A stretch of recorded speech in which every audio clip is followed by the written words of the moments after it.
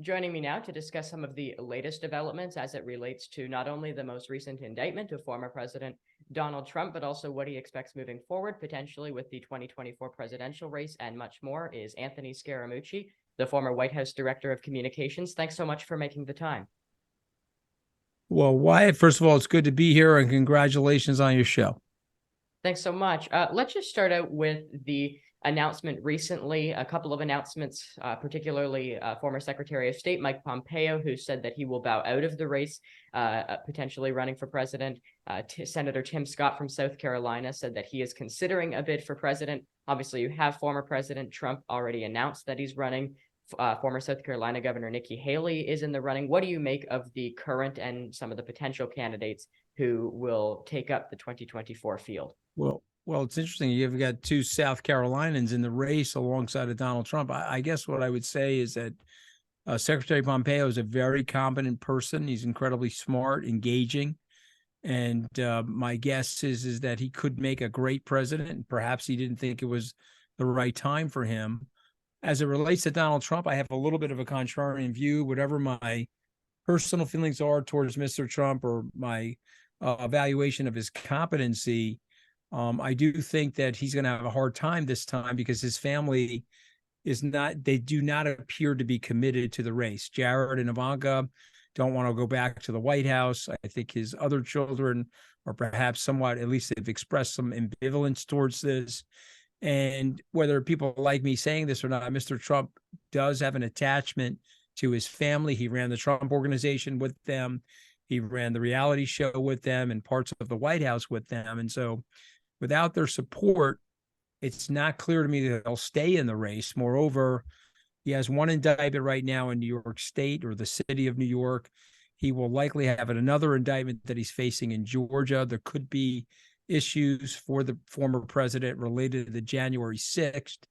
And so I think this sort of avalanche of legal activity, including this rape case that's coming up, you may see a potential out for him. You know, he has expressed openly that, well, listen, if I'm ill, I won't be able to do this. You know, he could have a little bit of a step out here or some type of alibi not to run. But if he does run, I think that it's very likely that he'll be the nominee because he does have the galvanization of a large group of people inside the Republican Party. So that's my objective assessment, whatever my biases are or feelings for the former president. I think if he runs, he'll get the nomination, but it's still not clear to me, given all the different things he's dealing with, Wyatt. I don't think he will run because of what he's dealing with, but we'll have to see. And over the course of the Trump administration, someone who was seen as a key ally of the former president was Florida Governor Ron DeSantis, who at least Donald Trump seems to have turned on him quite heavily, calling him Ron DeSanctimonious now in a lot of his press releases and rallies and a lot of different stuff pertaining to that as well. What do you make of that relationship? And do you think that, you know, that is part of a strategy for Donald Trump having to turn on someone like Ron DeSantis to try and well, listen, I mean, you know, remember, he's got the former president has great political instincts, whatever you think of him. And so remember, he went after Joe Biden. Part of the Ukrainian situation, the indictment that Mr. Trump faced was related to him wanting to get dirt from President Zelensky on Joe Biden. And so he had correctly identified well before the primary process that Joe Biden would be the most formidable adversary for him. I think he's sized appropriately that the current governor of Florida, Ron DeSantis, is likely his most formidable adversary. He's an acting governor. He has a good track record. He's popular in the state of Florida, which I guess is now a red state. But remember, it was a blue state 10 years ago. And so some of that is a result of Mr. DeSantis's policy. So I think Donald Trump recognizes that that's his number one adversary to the primary process. And if you remember 2016, Mr. Trump didn't go after people until they were in that position vis-a-vis him. And so if they were a smaller adversary, he didn't necessarily pick on them. But if they were number two in the polls versus him, he went at him pretty hard. And I think that's where Governor DeSantis is right now. And of course, for your viewers know this, but it's worth repeating. Governor DeSantis has not announced yet. Nikki Haley has.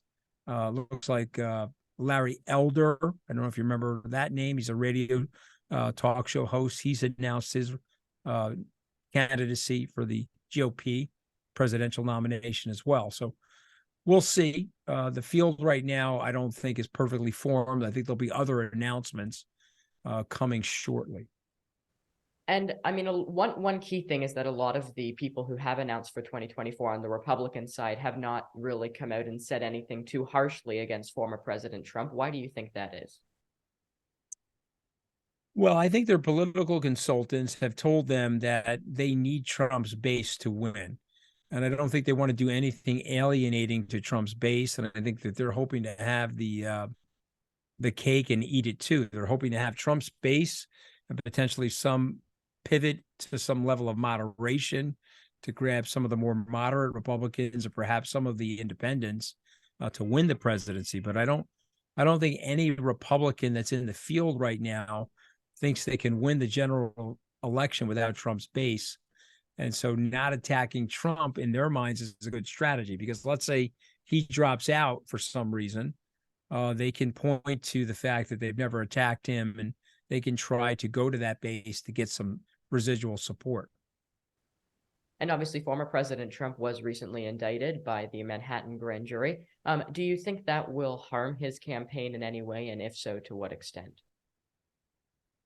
Well, I think you have to look at the data. It certainly has not harmed his campaign. And again, whatever I think of Mr. Trump, I don't like that case. It seems like it's a far-fetched stretch to go after him for this. Having said that, I think he's raised a lot of money off of this. I think he's galvanized his base. He's gone up in the polls since his indictment. But knowing the former president as well as I know him, I don't think he's happy about the indictment. You could see the expression on his face when he was in the courtroom that it's not a happy day. I don't care who you are or how powerful you think the person is. When they're walking into a courtroom, and in Mr. Trump's case, he's walking into a courtroom in a city that he was raised in a city where he had the predominance of his success over the course of his life. He's in a courtroom being indicted by the government of that city. I think that's a painful day for anybody. So it helped him politically, at least on the margin. I don't know if he's eventually sentenced or pleads out guilty, will that help or hurt him? It seems like a minor situation, to be totally candid. And again, I'm not suggesting anybody that they should break the law and so on and so forth, but this seems very minor. I wish that the district attorney of Manhattan did not go after Mr. Trump for this, but he did. We're here now, and I think on the margin, it's helping him a little bit. And obviously, the thing with presidential elections is, they kind of go back and forth. There is a large portion of Americans who are undecided when it comes to a presidential election and who kind of make their mind up in, kind of the lead up to that election. Do you think any of the current Republican candidates for president might appeal to Democrats more than another? They're really good questions. I want to be thoughtful about this. I think that somebody like Nikki Haley could pivot successfully to the middle. Remember, I think we're suffering from having some weakness and a splintering of the Republican Party. So it's weirdly caused the Democrats to lurch further to the left. You're getting some of this radical wokeness or this radical leftist thinking, which is causing people to be turned off. If you had a more powerful Republican Party, I don't think the left, the hard left, could be getting away with all the nonsense it's getting away with, because they'd be losing more elections. So to me, somebody like Nikki Haley could do it. Somebody like Chris Christie could do it. Charlie Baker, who's not talked about, he's now running the NCAA, which is a great job, arguably perhaps an even better job than being president. If he were to run, I think he could definitely do it. But my guess is he's probably not going to this time. But, it's whether we like it or not, the obvious statement here, the Republican Party is still Trump's party. He still has a very strong, very loyal base. And unless the Republicans pick one person to go up against Donald Trump, they'll splinter whatever the remaining vote is, and he'll end up being the nominee. And I think it'll be very difficult for him to grab those people, by the way. Okay, and I guess one thing that you hear from Democrats a lot in particular is surrounding the rhetoric of the former president. A lot of Democrats have been, making the claims that his rhetoric in the lead up to January 6th was, harmful in some ways. Do you think the former president should be looking to perhaps turn down the rhetoric? And do you think that, the claims that some Democrats are making have, any substance to them?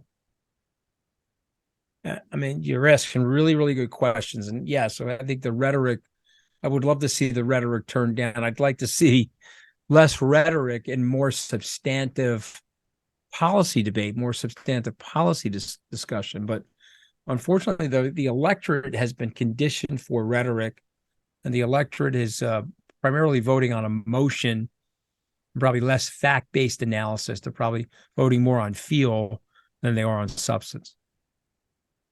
All right, perfect. We'll leave it there. Anthony Scaramucci, former White House Director of Communications. Thanks so much for your time. Really appreciate it. Great to be on with you. Congratulations, Wyatt, and hope to see you soon.